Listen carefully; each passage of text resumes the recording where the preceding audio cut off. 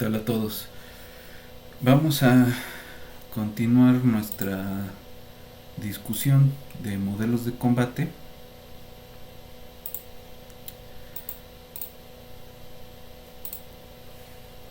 Y esta vez vamos a ir hacia el caso donde tenemos un ejército regular o alguna combinación de ejército regular contra guerrilla, ¿no? Este pues es el caso de Vietnam, ¿no? En la guerra de Vietnam los vietnamitas pues tenían su ejército regular en Vietnam del Norte, que habían ya estaba más o menos establecido con combatientes regulares que provenían de la guerrilla de resistencia contra el colonialismo francés.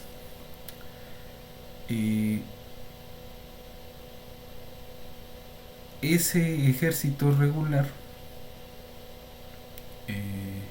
apoyaba y entrenaba a la guerrilla de Vietnam del Sur, que era el Frente de Liberación.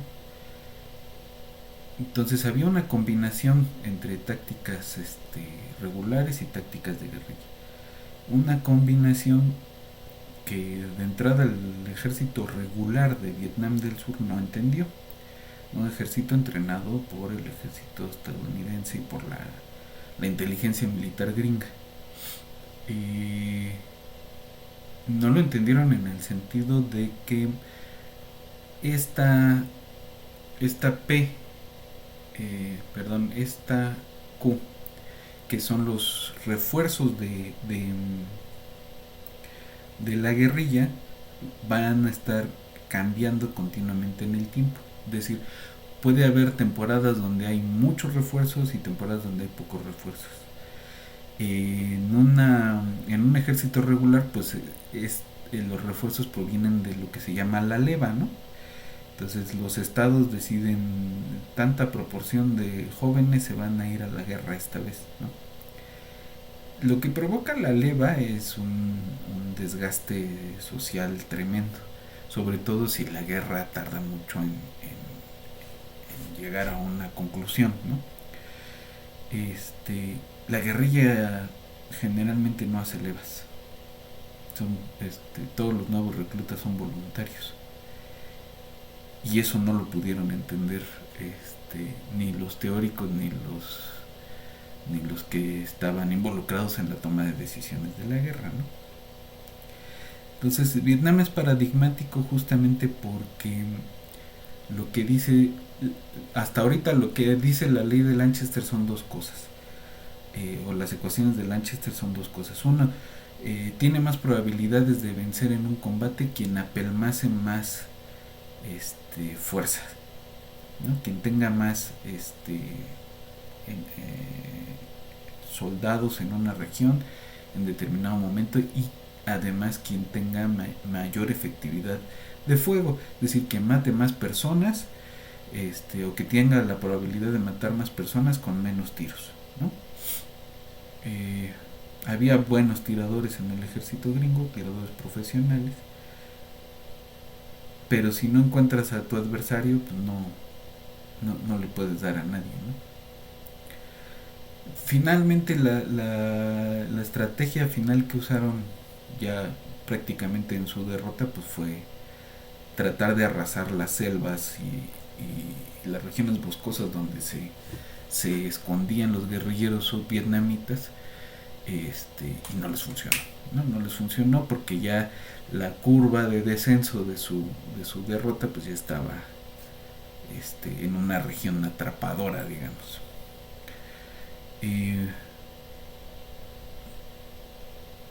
Entonces, ¿cómo es que una fuerza con menos combatientes, con menos efectividad de fuego, puede vencer a otra que tiene más combatientes y más efectividad de fuego? Otra vez son esos elementos que no podemos cuantificar y que entonces no lo podemos meter a nuestros parámetros de las ecuaciones diferenciales, ¿no? Sí hubo un fenómeno en esa guerra en particular y lo ha habido en otras más recientes, en que estos términos A y C fueron cambiando.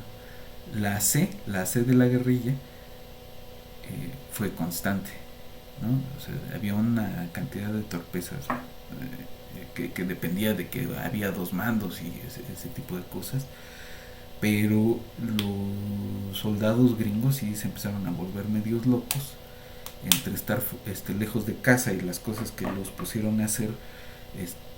La A empezó a aumentar en determinado momento, entonces se combinan varias cosas, aumentan las pérdidas operacionales, aumenta, disminuye la capacidad de fuego porque disminuye el área en la que es posible atacar a la guerrilla, y la ocupación de la guerrilla se empieza a hacer cada vez más grande, ¿no? Entonces es la derrota del ejército regular, ¿no? Como esa, pues también hubo una cosa parecida en Cuba varios años antes, y después vinieron un montón de ejemplos, algunos donde ocurrió algo parecido, pero otros, como en El Salvador, donde justamente la P y la Q tenían una característica muy parecida. Entonces lo que empezó a ocurrir fue que entraron como en una especie de ciclo límite y no acabaron nunca las agresiones militares entre ejército regular y guerrilla, ¿no? Hubo casos muy graves allí de agresiones a civiles, ¿no? Tratando de disminuir la Q de la guerrilla. Y pues es uno de esos casos muy graves, ¿no? Que se han vuelto a dar muchas veces después. Ahora, pues vamos a revisar un poco esa estas ecuaciones y vámonos pues al pizarrón.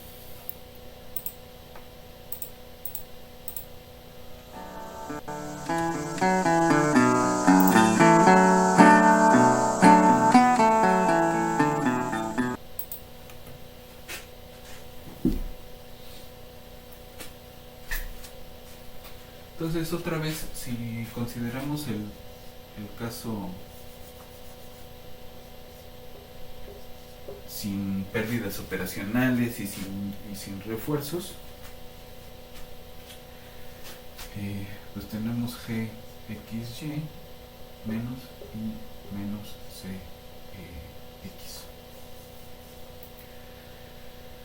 CX. Otra vez hacemos la derivada de Y respecto de X, no es más que Y punto sobre X punto, y esto es menos, esto es C sobre GY.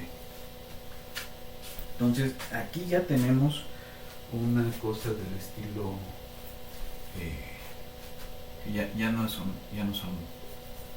rectas ni parábolas, ¿no? Entonces ni hipérbolas, ¿no? Esta ecuación diferencial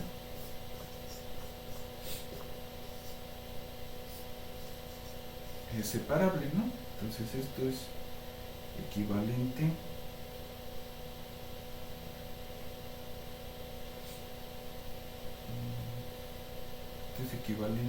a la ecuación integral y de y igual a C sobre G de X. Y esto, si integramos del Y0 a Y de t, ¿no? Y0 a X de t, tenemos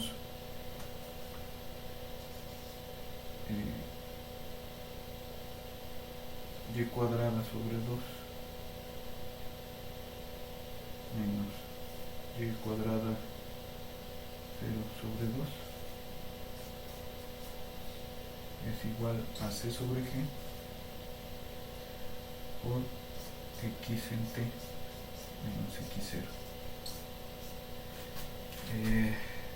Entonces tenemos la ecuación y cuadrada por alguna cosa, ¿no?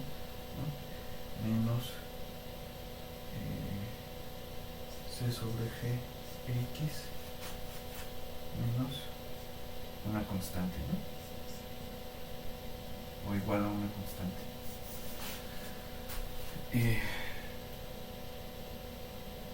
Esa es una parábola, ¿no?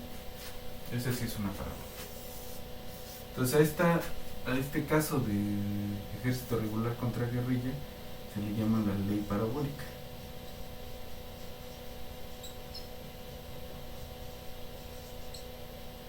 De Lanchester, ¿no? Aunque Lanchester no estudió esa versión, porque en su momento no les interesaba tanto, se le sigue llamando ley de Lanchester por como una forma de reconocerlo, ¿no?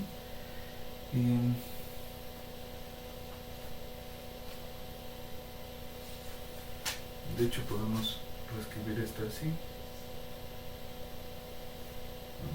Y acá.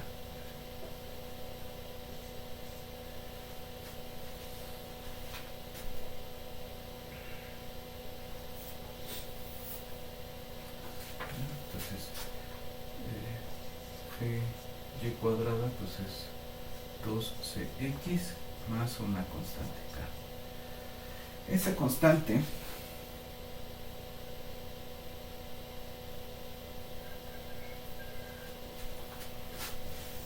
¿cómo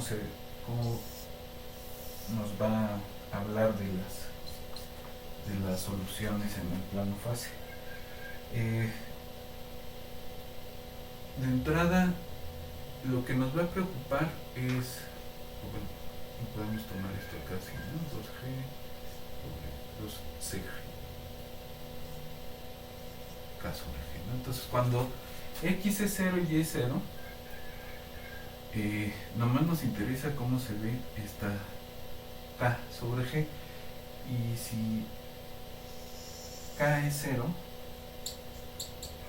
o no tenemos una recta sino una parabolita que decae así, ¿no? Una ramita de la parábola. Esta k0 es cuando y es igual a 0 y x es igual a 0, significa que hay un empantane, ¿no? Fuerzas empantanadas. En un artículo que les voy a subir le llaman un empate, pero pareciera que pues, estamos hablando de una competencia deportiva y no de agresiones de personas a personas. Entonces prefiero llamarlo un empantane de las agresiones. Cuando k es positiva, la lleva a sobrevivir y la x se muere. Es decir, la guerrilla sobrevive y los ejércitos regulares se mueren. ¿Y quién es esa k? Pues esa k depende de cómo son las condiciones iniciales del problema, ¿no? Cuando la k es menor que 0, entonces la guerrilla se muere y los regulares son los que ganan. Y otra vez, la k, ¿quién es? La k son las condiciones iniciales, ¿eh? Es decir, en ese momento cuántas fuerzas se pueden juntar, ¿no? En el momento de la agresión.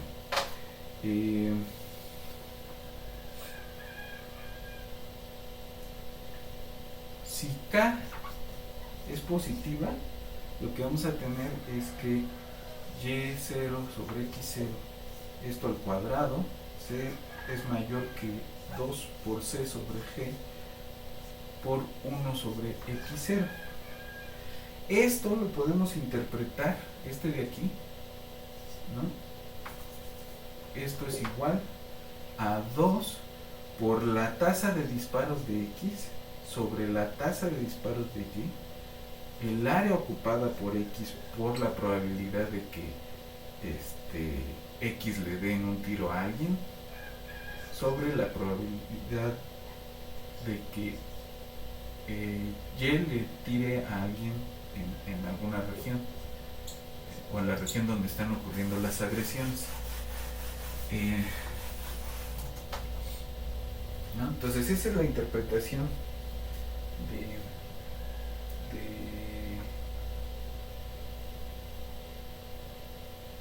este punto, ¿no?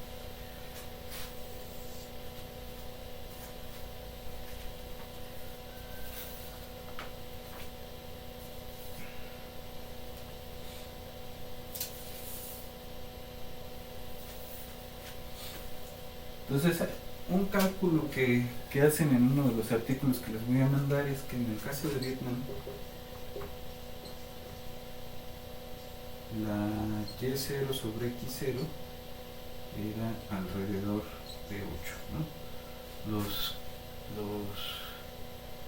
sea, había 8 guerrilleros por cada regular. Ese me parece que es un cálculo un poco para justificar la derrota de los gringos, pero bueno, es el cálculo que ellos hacen. Perdón, al revés, que había 8 regulares por cada guerrillero, ¿no? Sobre todo hacia el final de la guerra, pues fueron aumentando la leva en Estados Unidos y fueron aumentando las fuerzas ahí. Otro caso interesante donde hubo una combinación de tácticas regulares y tácticas de guerrilla es Stalingrado. En la batalla de Stalingrado se juntaron un montón de fuerzas regulares aliadas de los nazis, intentaron ocupar Stalingrado, y lo que hizo el ejército regular soviético fue organizar a la gente, habitantes de la ciudad, para que defendieran su propia ciudad. Hicieron cosas muy fuertes, y que al final los combates fueron calle por calle, casa por casa, ¿no? Auténticos combates de guerrilla.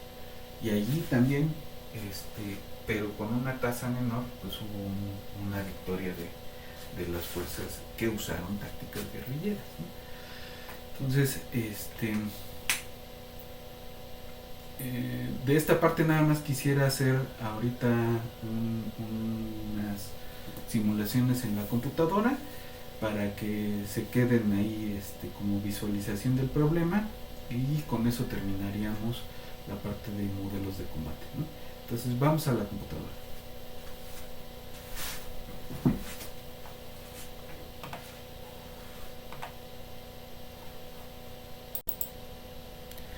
Entonces les voy a mandar esta notita hecha en un notebook de Jupyter.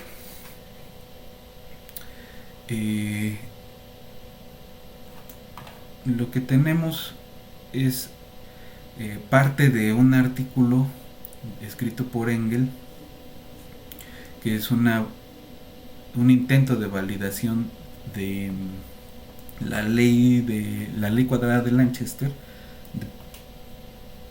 que eran el caso de ejército regular contra ejército regular en la ocupación gringa de la isla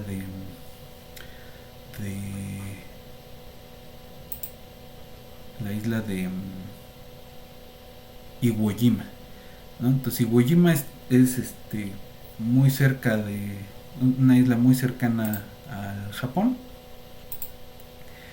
Esa isla se consideraba la entrada por mar, ¿no? A Japón. Y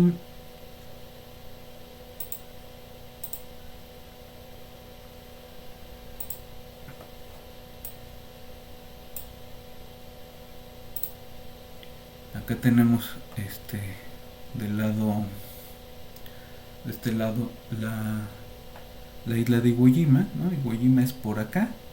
Entonces ocuparon Iwo Jima para poder llegar hacia el Japón, ¿no? Eh, esa isla de Iwo Jima tardaron varios días en caer, a pesar de que no recibieron ningún refuerzo y a pesar de que las fuerzas defensoras eran más. Eh, y lo que les sirvió a los gringos fue que tuvieron tazas de refresco más seguido, ¿no? Entonces aquí en esta gráfica pues se puede ver eh, el crecimiento de las tropas, ¿no? Aquí hay combates y luego hay unas tazas de refresco, combates, luego tazas de refresco y luego ya no hubo más tazas, más tropas nuevas, ¿no? Y aquí en estas gráficas se puede ver con línea punteada los datos que se tienen del combate. Eh, la línea continua pues es la solución analítica de las ecuaciones de Lanchester y con líneas cortadas pero largas son las aproximaciones numéricas, ¿no? Entonces todo está bastante bien pegado. Digo, es un caso especial, pero este está en un artículo de un señor apellidado Engel que les voy a mandar también, ¿no? Entonces, la ley lineal de Lanchester, que eran las guerras de guerrilla, está de este lado, ¿no? Tenemos un tiempo de inicio, un tiempo de final y unos pasos.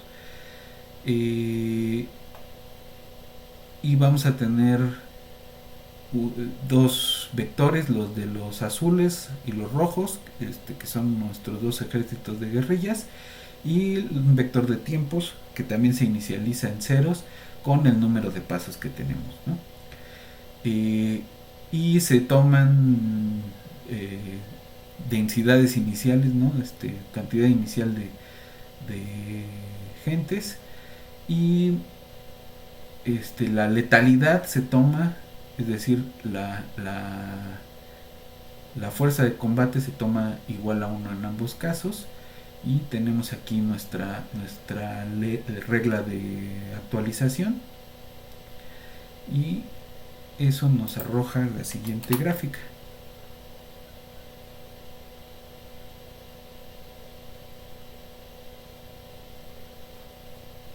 Perdón. Plot.show. Ahí está. Entonces, decaen y quien gana pues es el azul, que era el que tenía inicialmente más fuerza, porque estamos pensando que son el mismo la misma efectividad de combate. Habría que jugar, y yo los invito a jugar con las efectividades de combate para ver qué más se puede obtener, ¿no? Esta es la ley cuadrada, ¿no? La de ejército regular y ejército regular. Entonces la letalidad es la misma, los valores iniciales son los mismos. Y vamos a ver. Ahí está, ¿no? Justamente es el que podemos jugar para obtener las conclusiones que tiene Engel en su artículo. Entonces, un reto que les voy a poner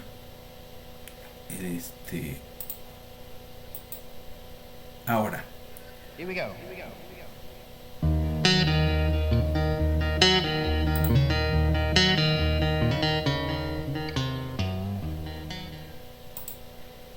Y el reto consiste en que ustedes tomen implementaciones que les mando del Lanchester lineal y cuadrado para hacer dos cosas. Primero, que puedan hacer ustedes la implementación de la ley parabólica que vimos de este lado, y que está escrita aquí de este lado también, y que puedan reproducir los resultados de Engel con el código que yo les estoy mandando, ¿no? Entonces, con esto terminamos esta sesión y terminamos el tema de modelos de combate, y nos vemos en la siguiente. Vamos a empezar con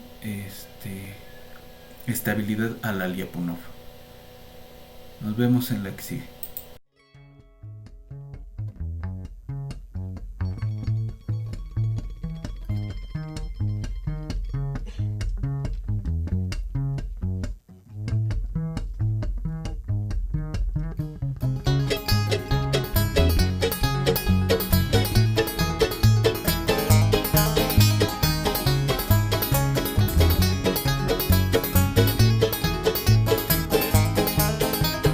Creep and crawl till you fall.